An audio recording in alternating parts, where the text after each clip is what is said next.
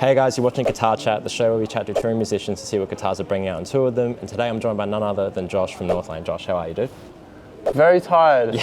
Yeah, I've had about 5 hours sleep over the last 2 days. We've been touring and we had to fly in and out of Perth in Australia, which is difficult to say the least. Like tonight's sold out again, so there's people lining up outside right now. Yeah, I can't complain about that, and we're gonna put on a sick show for everyone. One thing common between me and you is that we both love Jackson guitars, obviously, although I think yours are a little bit cooler than mine. Do you want to go through this one? Let's just do it. Let's get nerdy about it. I don't know if it's my favorite sounding one, but it's my favorite looking one. You want me to pick it up? Yes, yeah, absolutely. Let's do it.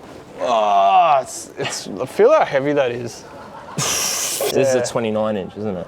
29 and a half. It's actually not as heavy as I thought it would be, but obviously with the Evertune it's going to be a little bit heavier. Try playing a show for over an hour, it'll get you. Yeah, for sure. I'll start from the top. So we've got the hip shot locking tuners up there. Open gear, nice. Open gear, yeah.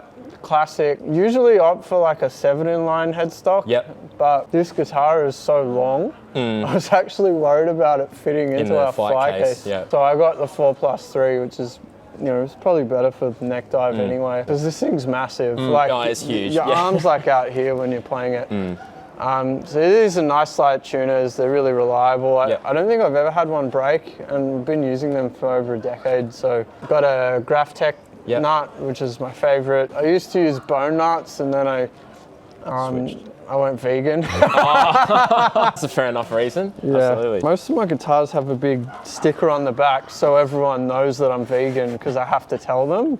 It's part of this whole interview is literally just part so of the social contract. All right, and then we get to the fretboard, which is actually Richlight. My preference is to not use ebony if I can. Is that because it's like endangered and stuff like that? Yeah, but I mean it's not necessary. Like this is a better material. It's superior in every way. It sounds exactly the same. I can't tell the difference. However, there's no grain to it, so the frets don't move. Really clean. Yeah. The frets don't move at all, and because this has stainless frets as well.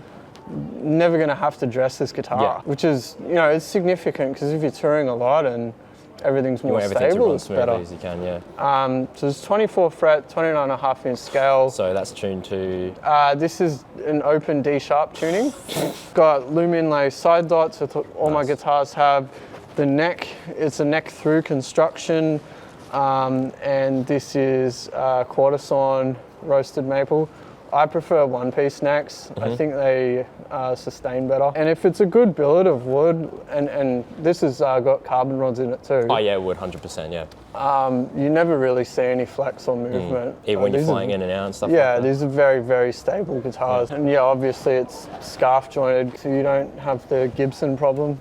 We won't talk about that. The wings on the guitar are older. It has a thin maple top on it. Oh, okay. Like an actual cap. Yeah, I found that my guitars that had maple tops were a little acoustically louder.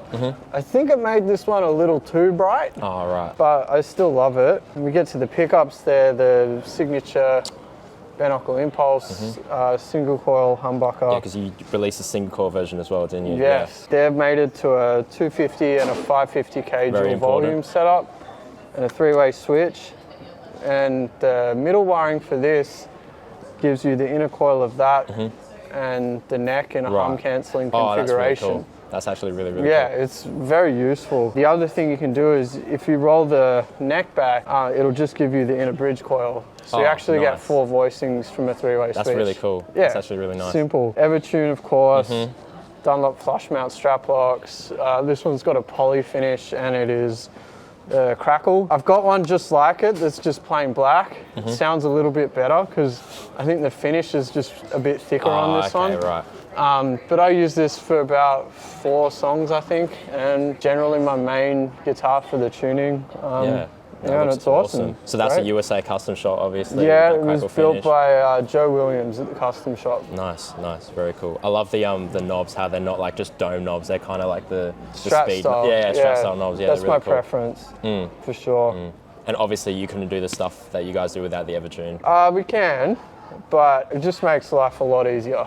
Yeah, fair enough. I don't like to use anything else. I understand why other people would, but for me, there's no contest. Yeah, You know? especially when you're tuning to what, Open D or whatever it was. Yeah, it's just like, it gives you much better intonation, which is something a lot of people don't realize. And you listen back to a show, everything just sounds a lot more in tune. So, yeah. That in combination with like the long scale length obviously would just make it Yeah, it's like playing a piano. Yeah, it looks like a piano for sure. Yeah. Sure. Awesome, man. Let's go on to the next one. All right. Okay, so before we start, are we going into this like I'm going to release it later, or are we doing it?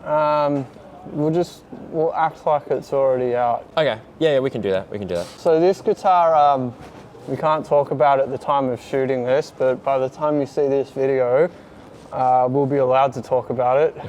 It's top secret.